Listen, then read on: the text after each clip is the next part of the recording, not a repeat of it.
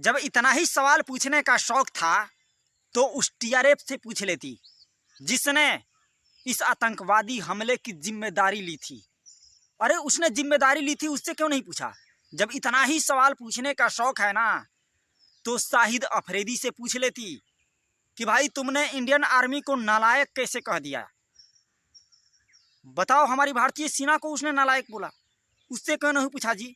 इतना ही सवाल पूछने का जब आपको शौक था ना तो आप पाकिस्तान के उस रेल मंत्री से पूछ लेती जो ये बोला था ना कि 130 परमाणु बम हम तैयार रखे हैं और ये भारत के लिए है। जिन आतंकवादियों ने कहा कि भाई हमने भारत के लोगों का खून उसके धरती पर बहाया है, उससे आपने सवाल नहीं पूछा।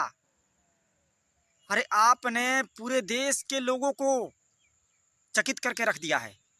आप असदुद्दीन ओवैसी साहब से ज़्यादा चालाक नहीं हैं। तेजस्वी यादव, शशि थरूर, राहुल गांधी से ज़्यादा तेज नहीं हैं, इनसे ज़्यादा चालाक नहीं हैं। ये सभी विपक्ष के नेता भारत के साथ मजबूती से खड़े हैं और मोदी जी से ये कह रहे हैं कि भाई हम आपके साथ मजबूती से खड़े हैं, आप एक्शन लीजिए। जिन लोगों ने भी हमारे देश के लोगों का खून बहाया है उनके ऊपर कार्रवाई कीजिए। आप इन लोगों से ज़्यादा चतुर चालाक नहीं हैं। ये लोग जानते हैं कि इनको कब क्या बोलना है। ये समय सवाल पूछने का नहीं था बल्कि इस देश के साथ खड़े होने का था। लेकिन आपने क्या सवाल पूछ दिया जी कि आप तो पाकिस्तान में वायरल हो गई।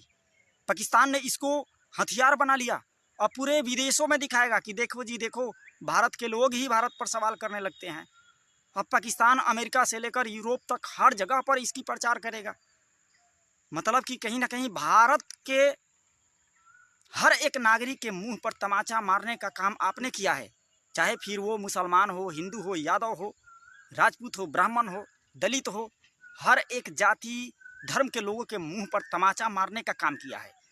जब पूरे देश के लोग एक साथ खड़े हैं तो आप अलग ही बिगुल फूंक रही हैं। ऐसा मत कीजिए। हम आपसे ये कहना चाहते हैं कि आपसे तो अच्छे यहाँ के मुसलमान हैं जो कम से कम आज अपने देश के साथ मजबूती से खड़े हैं।